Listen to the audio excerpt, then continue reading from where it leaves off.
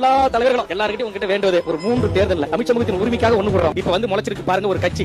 இது ஒரு கட்சியே சொல்றதுக்கு எனக்கு அவமானமா இருக்கு. ஒரே ஒரு விஷயம் மட்டும் இதுல இருந்து நல்லா தெரியுது. எங்கெல்லாம் ஒரு பிரச்சனை சாதாரணமா உருவாகுதோ அதை இவங்களே பெருசாகி அதை அரசியலுக்காக பயன்படுத்திக்கிறாங்க. எடுத்துக்காட்டுக்கு படித்த ஸ்டூடெண்ட்டவே வந்துட்டு நீட் ஃபேருக்கும் பேண்டுக்கும் வித்தியாசம் தெரியாமல் நீட் பேண்டுன்னு சொல்லி ஏமாற்றி போராட வச்சாங்க. கடைசியில் கம்பியை நீட்டிட்டு போயிட்டாங்க. அதே மாதிரி தான். அதுக்காக போராட வேண்டாம்னு நான் சொல்லலை, போராடுங்க. ஆனால் அந்த அரசியல்வாதிகளான கருப்பு ஆடுகள்கிட்ட மாட்டிக்காதீங்க.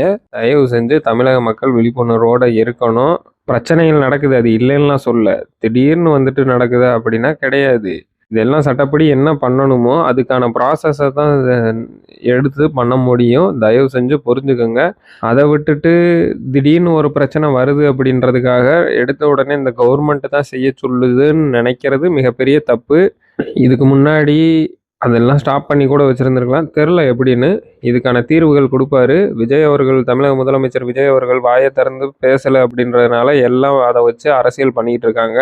அவர் வாயை திறந்து என்னைக்கு பேசுகிறாரோ அன்னைக்கு எல்லாத்துக்கும் செருப்படியான பதில் கிடைக்கும்.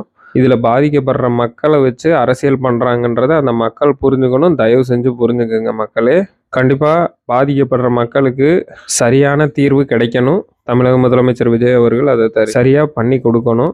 எந்த மக்களுக்கும் ஒரு பாதிப்பும் வராமல் அவங்களுக்கு சரியான ஒரு நடவடிக்கை எடுக்கணும். நன்றி.